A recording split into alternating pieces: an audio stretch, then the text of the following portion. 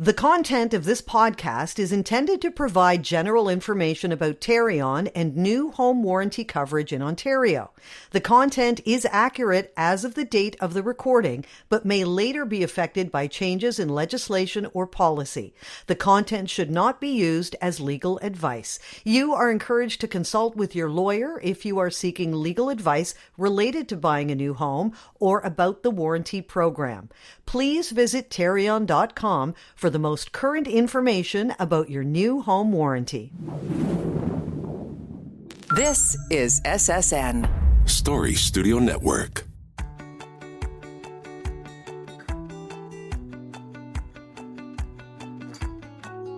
You've decided to buy a new home or condo in Ontario, and you've heard about a warranty that comes with every new home. But do you know all that you need to? How much can you expect to be told by your builder, and what do you need to figure out yourself?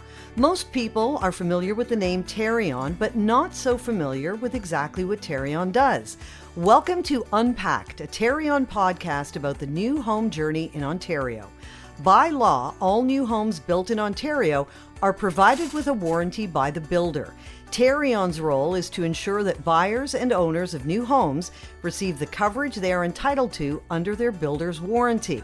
I'm Barb DiGiulio, and in this episode, we'll be talking about what they should tell you, what your builder should let you know about your new home warranty when you buy a new home or condo in Ontario. Joining me today are Dave Cecatini, Director of Warranty Services for Tarion, and Ryan Haley, Director of Common Elements. Welcome to you both. Thanks for doing this. Thank you. Thank you for having us. Thanks for having us, Barb. Dave, let me start with you, and this is the obvious question based on what we're talking about this episode. What should the builder tell you? What should you remember to ask? In terms of what you should ask a builder is some of the things that you can expect during the process, like how long it will take for your home to be ready, what closing dates might look like, your payment schedules for deposits throughout the process of the home being built. Also, they can, what happens if there are any delays within the project as well. So there's quite a bit of questions you can ask. What to expect when the home closes, the condition of the home. Will it be 100% complete? Those are the sorts of things that you can ask your builder. Are these questions, Dave, that builders expect? Is this a normal part of the process? Any reputable builder, an experienced builder, will have these questions ready to give to homeowners. So these are all things that would already be in conversations between a homeowner and builder. These are the kinds of things that a builder would want to tell homeowners to get them comfortable with the process and to manage their expectations in terms of what to expect. It feels like there's just sort of a different level of expectation and maybe unknown when people are buying a pre-construction home. Ryan, I'm going to give this one to you. What are some of the unexpected things can happen with a pre-construction home? Yeah, we know that everyone's excited to get into their new home and get moved in. It's important to understand that the home may not be as built as quickly as expected or as quickly as one would hope. And that might be due to, various factors. It could also, the builder might extend the closing dates. We could talk about what some of those delays could be. The other thing that's sometimes unexpected, the builder might make some design changes to layouts or material selections. So it's important to have a conversation with any changes that you do notice with the builder, and there might be some warranties available for unauthorized substitutions. Right. So, I'm thinking if the builder is making a substitution with something you've picked out, if they put in something that's maybe of less value than what you have picked out, I imagine that homeowners would want to know what can be done in that case. Yeah, absolutely. There's definitely some warranty coverage available for situations where a material is changed or a selection that you've made as a purchaser is changed. It's important to raise it with your builder and have those discussions, and we can have the discussion after you move into your home too. And I think that home buyers should know when it comes to the new home warranty, there are differences between a warranty for a freehold home and a warranty for a condo. Ryan, maybe you could talk a little bit about that. Yeah, absolutely. It's an important distinction because there are different timelines that are associated with the common elements of a condo and the unit owned portion as well. So on the unit side, the warranty for an individual unit starts when occupancy takes place, and that might be interim occupancy. Um, the warranty for the actual common elements of the building doesn't start until later on after the condo is registered and titles transferred. And that could be a significant amount of time after the warranty for the individual unit has started, associated with the occupancy. We are going to get into that a little bit more because there are some really unique things about condo ownership. But before we get to that, I wanted to ask Dave, what are some things that could potentially delay the construction, the closing, the occupancy of your home? A few things could happen. Supply issues, for instance. We did run into situations not too long ago where lumber was an issue, and builders couldn't get lumber quick enough to build a home. So that could be a delay. Trade issues, strikes, that sort of thing. Catastrophic events like weather or fires. We've seen a few of those in the last little while. Where projects experience delays, builders are obligated to inform homeowners of those delays. So there could be a variety of different factors as to why a delay can happen. The pandemic is also a good example of what we've seen lately over the last few years. That really delayed a lot of homeowners in terms of getting their homes and closing. So there's just a lot of things that can happen. And Ryan, how do builders determine the closing date? So builders will set either a tentative or a firm closing date, and it's based on how long they expect the construction to take place and how confident they are that they can keep the project to that timeline. A tentative closing or occupancy date can be moved, but a firm closing date is less likely to be changed. However, there are some exceptions to that, and I'd encourage you to refer to the addendum, the statement of critical dates, and that can describe those exceptions. If a builder wants to move a tentative closing or occupancy date, it's also important to note that they need to provide written notice to the purchaser. And it's really important that a purchaser or home buyer understands what kind of closing they have, under what circumstances it can be moved, and what coverage you have for potential delays under the home warranty. In some really extreme cases, there are situations where a project might not proceed at all. Ryan, what happens if a project gets canceled? Yeah, there are situations that occur from time to time. Fortunately, it is not that common, but it can happen. And it happens, for different reasons. One of the reasons is that a builder is not able to receive the financing that they needed to make the project viable if they weren't able to sell enough units. Another situation, it could be that the builder wasn't able to obtain appropriate municipal approval, or that they simply, the financing that they had falls through and they go bankrupt. If a project does get canceled, though, there is deposit protection under the warranty, so that's important to remember. One thing that's a little bit different for condos is that the Condo Act requires that deposits are held in trust with lawyers. That's not the case on freehold side, but if there is a situation where you're not getting the money back from your deposit, if there is a canceled project, that's a warranty protection that you have through Tarion, and you can reach out to us for assistance. Okay. Dave, what is the statement of critical dates that we've heard about? The statement of critical dates just basically sets out these timelines in terms of when the home will be ready. And it gives the builders an opportunity to give what we call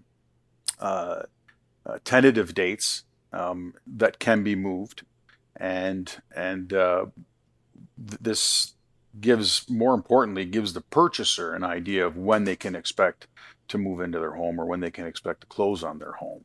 So it's a very important document. It keeps everybody on track in terms of when things will move along to a point where the home will close, and it kind of holds the builder to a standard of saying, okay, look, we have these tentative dates. We believe the home is going to be ready at this time. They have limits for how long they can move out those tentative dates, but eventually that firm date sets in, and the builder's really got to make sure that they're supplying that product to the homeowners, so that this way things can move. Homeowners are in the process of getting things ready to move into these homes, and it might involve having to sell another property. It might involve, giving notice to a landlord that they're going to be moving out. So these are all important things, and the statement of critical dates really keeps things on track and gives everybody an end goal of what to expect. Moving into a home, I mean, it's a very exciting time, can also be a very stressful time. Is there any situation, Ryan, where a home will not be 100% finished when it's time to move in? Yeah, that's definitely a possibility. And one thing to keep in mind, Barb, is that it's the municipality that actually determines if a home is ready for occupancy, and they're the ones that issue that occupancy permit. Another thing to consider is that fit for occupancy is a requirement of the Ontario Building Code and doesn't necessarily mean that it's 100% complete. So there might still be some components of that home or building, in the case of a condo, that are still under construction or requiring some attention. For condos in particular, purchasers on the lower floor might be moving in while construction above is still happening. There's a lot of common elements that might not be finished. We're talking about things like corridors, lobbies, vestibules, rooftop amenities, pool spaces, things like that. It's likely that those elements of the building aren't going to be completed at the time of initial interim occupancy. Okay. I mean, look, one of the things we've talked about on other episodes is the pre-delivery inspection, and this happens before homeowners get the keys. If I understand it correctly, Dave, let's talk a little bit about the pre-delivery inspection and what homeowners can expect with that. Yeah, for sure. Pre-delivery inspections are very important, and I always let homeowners know that the purpose of the pre-delivery inspection is to go in and record the condition of the home prior to taking occupancy or those keys transferring over. It's important to go into a home and see what the condition of the home is and document that. Anything that's missing, they should be documenting. Any damages that could have been caused during the course of construction, those things should be documented on a PDI, so that this way there's no question as to who caused the damages.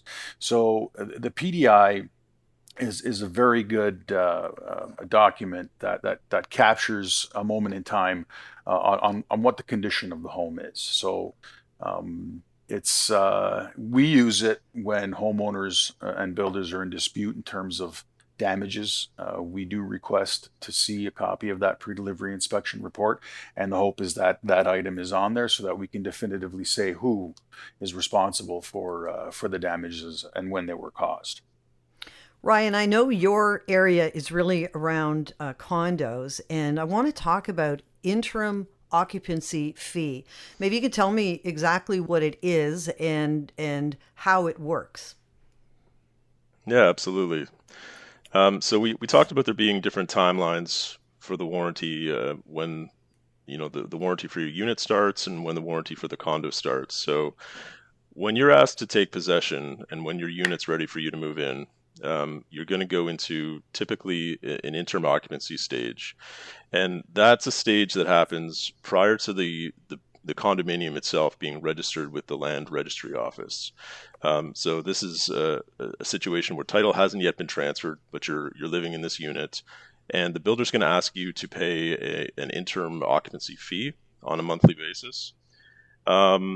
It's important to know or have an understanding from the builder about how long that period is going to be, and this is something that we hear from owners quite a bit, that they were surprised at the length that they were in interim occupancy. One thing to note is that there's municipal requirements and there's also provincial requirements regarding when a building can be registered, and that defines how long the interim occupancy period is going to be. And it's something that's a little bit beyond the control of Tarion. It's not something that we have a lot of influence on. So, but we do hear a lot of concerns. One thing that's important to understand is what that fee is comprised of. So it's really made up of three different things. So it's the interest on the unpaid balance of the purchase price of the unit. It's the estimated monthly taxes for the unit, and it's also the projected common expense fees, the maintenance fees for the unit as well.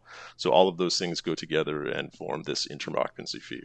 Would this be applicable in a situation where you are told you can move in, but the building has not been registered, the building is not fully complete? Is that when the interim occupancy fee would come into play?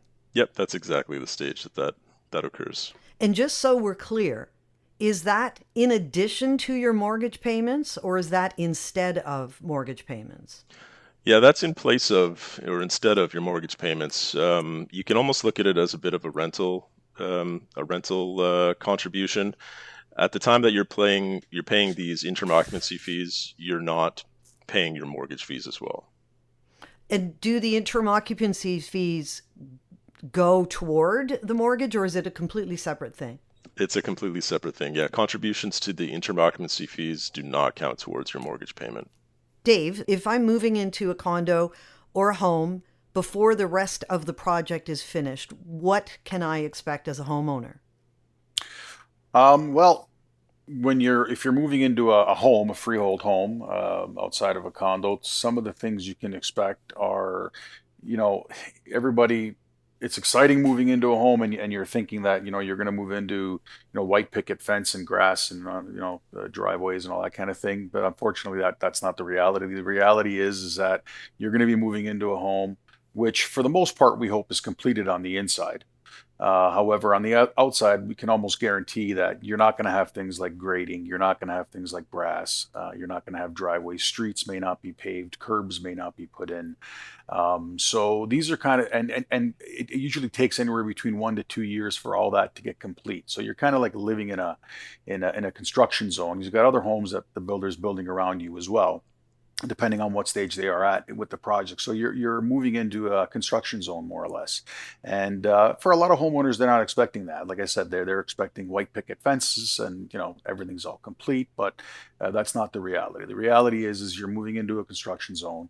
The home may not be 100% complete. Outside is definitely usually 99% of the time, I would say, is not 100% complete. And it takes time for all that to be completed. On a condo side, you're hopefully moving into a unit that's complete. But and Ryan can describe this. A lot of things on the outside, like a lot of the common element amenities, aren't going to be completed, like corridors, hallways, gyms, and like Ryan had mentioned earlier, those things may not be complete either. Ryan, did you want to comment on that? Because I think you referred to it a little bit earlier. So if we had a situation where a condo isn't fully complete, but some of the floors are, you mentioned maybe the lower floors, and people are able to move in, but maybe are not expecting that they're going to have to walk through sort of construction areas to get to and from their home. Yeah, it's definitely a possibility, and it's something to have a conversation with the builder about their construction plans and the timing of all of this, when they think occupancy is going to be taking place, and how long some of this construction is going to be impacting them. It's common that we see corridors left unfinished until the end. This is really so that during construction, if there are trades in moving materials around, they're not damaging newly installed wallpaper or drywall or carpeting in these kind of transition locations. Same goes for vestibules. And it's often the case as well that we talked about that amenity spaces, common areas, it might be a party room. Some of those areas are left until the end to be completed as well. Definitely, we see a lot of rooftop spaces that don't get completed until the end. And another important thing to note about the condo in particular is that at the time of interim occupancy, prior to the registration of the condo, there isn't an elected board yet. So if there's any concerns with issues in the condo, the recourse is for the purchaser to have a conversation directly with the builder as the declarant. They're the ones responsible for the building until that registration and turnover occurs. So we always suggest to have an open conversation with the builder about any concerns that a purchaser is experiencing in the building, as well as a condominium manager. This would be somebody that's hired by the builder to kind of oversee the day-to-day management of the condo. They should be able to help assist with issues as well. When we were talking a few minutes ago about the interim occupancy fee, you mentioned something about before the title is transferred. So if I'm moving into a condo and paying an interim occupancy fee, am I the legal owner of that condo, or do I have to wait until whatever is completed? Yeah, that's a good question. You're not the legal owner of the condo until title is transferred through the registration process with the land registry office. So up until that date, the builder is the owner of the condominium, and they're, as a result, responsible for maintenance and all things to do with the condominium. And just one more question about that, because I find this is probably a really interesting thing that people may not be fully aware of. When it is determined that I can move into the condo, even if the building isn't fully complete, do I have to pay an interim occupancy fee regardless of whether I move in or not? You do, yes, yeah. Even if you don't physically move in, if if you're living somewhere else and decide that you want to wait until those common elements and those amenity spaces are complete, that doesn't waive the responsibility for you to pay those contributions, those interim occupancy fees, regardless of whether you physically take occupancy. Is that something, I mean, this is all about, what we should know and what the builder should tell us. In your experience, is that something that people are expecting?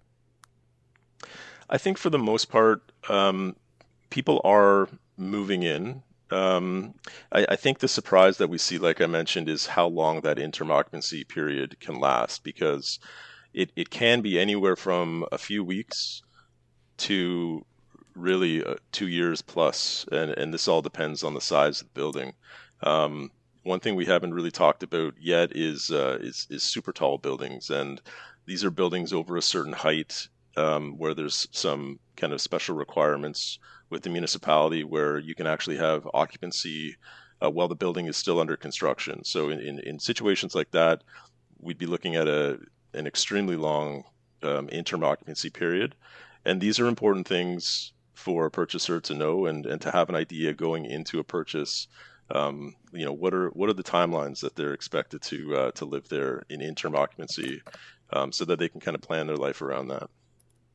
It's been a lot of great information from both of you. And I think before we wrap it up, I would like to ask, Dave, maybe based on your experience in dealing with new homeowners, is there any sort of words of wisdom or advice that you would pass along to people who are in this process? Yeah, I think one of the most important things that I've seen is I've seen homeowners, walk into contracts and not have those contracts looked at by a lawyer, for instance. I would say that make sure that whatever you sign, whatever agreements you do put in place with a builder, that you have that looked over by a qualified lawyer. I mean, it's a Who great deal, point. yeah, Sorry, go ahead. yeah, who deal with real estate transactions. So that's the one most important thing I can recommend to any purchaser buying a home. And Ryan? Yeah, I think it's really important to just be as educated as possible on some of these processes and understand what your rights are. And we always say that the most success in these kind of transactions come when there's expectations that have been really clearly laid out. So it's there's a part of that's on the builder to help manage those expectations as well. But there's a responsibility on a purchaser too to review this and understand some of the timelines associated with this and the different processes. So we always find the best success when everyone's communicating and understands these processes. Dave, can we say that, people should not be afraid to ask a lot of questions of the builder while they're going through this? They should not be afraid to ask questions. They should ask as many questions as possible. Purchasers should do their due diligence in researching who they're buying from as well. That's the other thing that that we've seen throughout my career here. I've seen homeowners research, a television to make sure that they're getting the proper, TV, and it's got all the bells and whistles, and they're only spending a fraction of a cost of buying a home, and they don't do any research on who their builder is and what it is that they're supplying. So it's the more information you have, the better you are to make a decision on whether you're making the right investment, basically.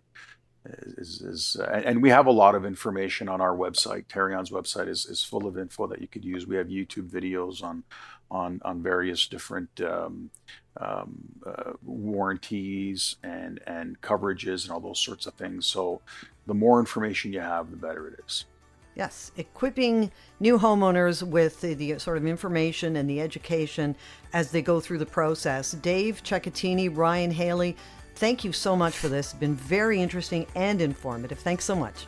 Thank you. Thank you. For more information on how Terrion can help you navigate and receive the coverage you are entitled to, go to terrion.com/learning hub. You've been listening to Unpacked, a Terrion podcast about the new home journey in Ontario. This is SSN. Story Studio Network.